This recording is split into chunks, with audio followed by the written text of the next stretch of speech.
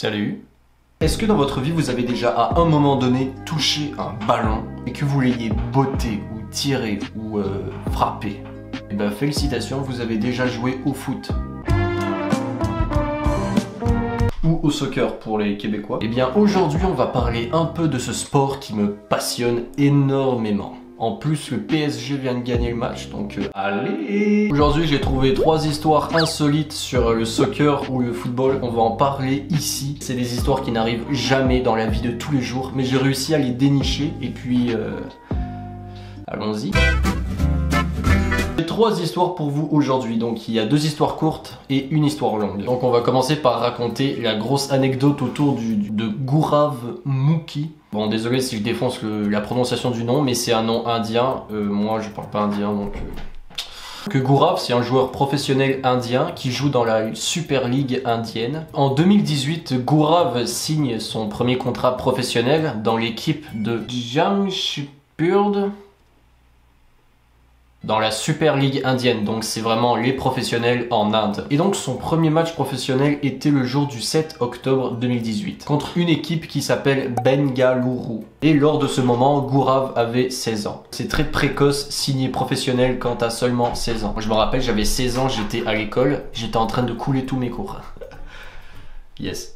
Donc il rentre, et son équipe est en train de perdre 1-0 à ce moment-là. Donc il rentre et genre 5 minutes plus tard, il marque le but de l'égalisation. Okay, le match se passe bien, le match finit 2-2 au final et Gaurav est décerné homme du match. Il fait son premier match professionnel à 16 ans, il rentre, son équipe perd 1-0, il marque le but de l'égalisation et finit homme du match. Il est devenu le joueur le plus jeune de l'histoire indienne à marquer un but en Super League indienne. Donc Gaurav, il est tout content, il se fait décerner le record du plus jeune buteur indien.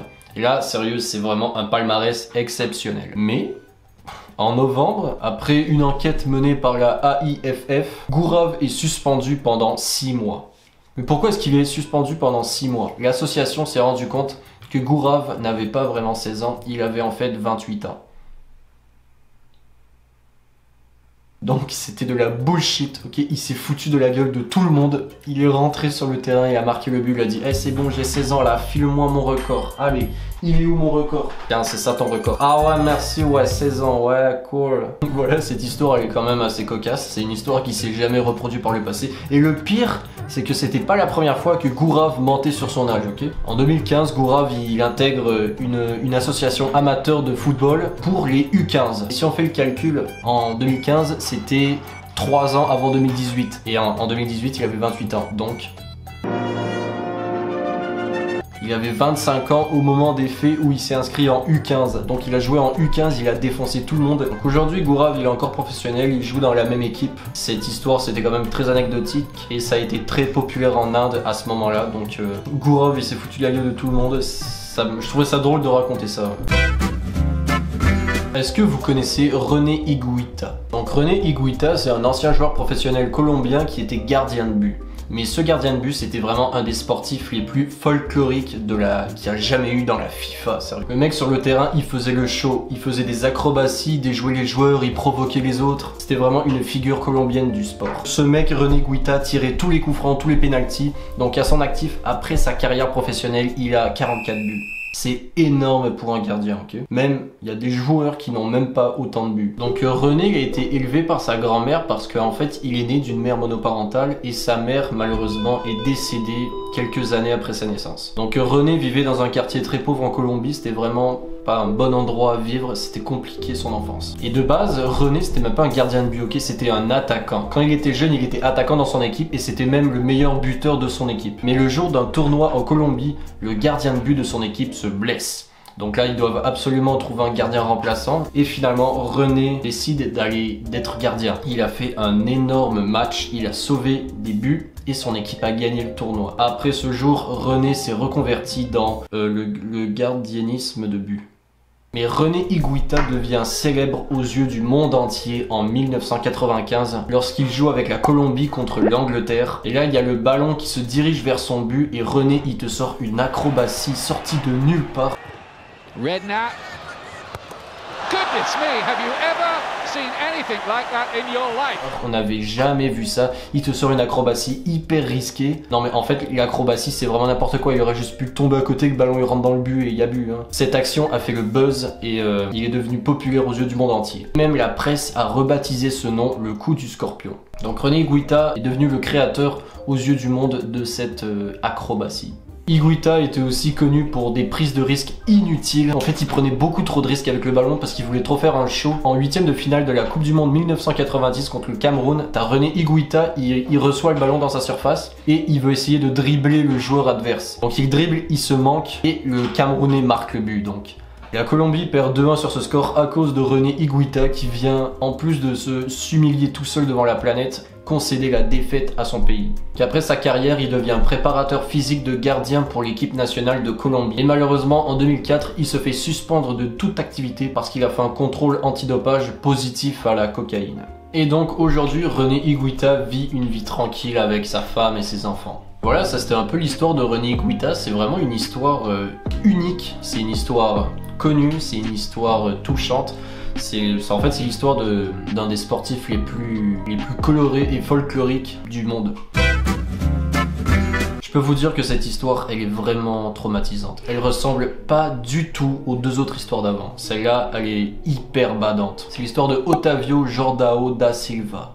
Bon, la prononciation, on se calme, d'accord, j'ai compris. Donc ça se passe en 2013 au Brésil. C'est pendant un match amateur de deux équipes brésiliennes du coup. Et l'arbitre siffle une faute. Et donc il siffle une faute et il donne un carton rouge au joueur. Un carton jaune, c'est un premier avertissement et un carton rouge, c'est pour t'exclure définitivement du terrain et t'es même suspendu 1 ou 2 matchs par la suite, ça dépend. Il donne le carton rouge au joueur et le joueur n'accepte pas du tout sa punition. Il veut pas sortir du terrain. Donc là, ce que l'arbitre il fait, il avait un couteau sur lui, l'arbitre, donc il sort son couteau et poignarde le joueur de 31 ans. Alors que l'arbitre, lui, il avait 20 ans environ. Il poignarde le joueur et le joueur part en ambulance. Malheureusement, il décède dans l'ambulance. Et là, vous pensez que c'est ça le drame, mais pas du tout. Vraiment, on est très très loin de ce qui va se passer par la suite. Vous pouvez pas deviner. Donc là, ce qui se passe, c'est que évidemment, il y avait beaucoup de gens. C'était un match regardé avec du public. Donc là, ce qui se passe, c'est que les supporters de l'équipe du joueur touché arrivent sur le terrain et commencent tous à attaquer l'arbitre. Et dans les supporters, il y avait le frère de la victime. Le match part en émeute, on peut plus rien faire. Et malheureusement, à un moment, il y a le frère de la victime qui a l'idée de décapiter l'arbitre. Et donc ce qui se passe, c'est que tous ensemble, ils coupent la tête de l'arbitre.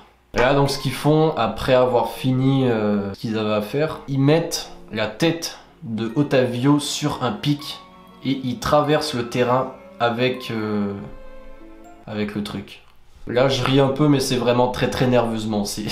C'est vraiment pas cool là ce qui est en train de se passer. Il y a eu beaucoup d'investigations et finalement il n'y a même pas eu de suite. Parce que le système judiciaire au Brésil et tout, c'est différent, c'est un peu plus compliqué. Il y a eu énormément d'images qui circulaient sur les réseaux sociaux, de vidéos de l'action même. C'était horrifique, sérieux, mais toutes les vidéos ont été supprimées. Malheureusement, c'est pas la première fois qu'un incident aussi violent se passe au Brésil. Il y a déjà eu beaucoup d'histoires avec des poignardages et tout de joueurs. En plus, cette situation s'est passée 1 an avant la Coupe du Monde 2014 qui a eu lieu au Brésil.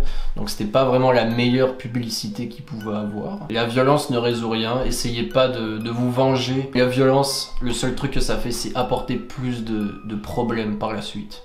Donc voilà, c'était la fin des 3 histoires. J'ai aimé ça, parler de ça avec vous. Dites-moi en commentaire si vous avez aimé ça. Moi, j'ai trouvé ça cool. Il y a des histoires qui sont drôles, il y a encore plein d'anecdotes, il y en a plein sur plein de sports. Si ça vous intéresse, je pourrais faire plusieurs vidéos sur plusieurs sports avec des histoires comme ça. Donc si vous avez aimé ça, n'hésitez pas à vous abonner, à mettre un pouce bleu, à partager la vidéo, à commenter Waouh Arthur, t'es vraiment trop beau, sors avec moi s'il te plaît. Plein de trucs comme ça qui peuvent être cool. Prenez tout soin de vous et puis dormez bien. Allez, ciao! Je veux pas une girl pour un petit moment. Elle est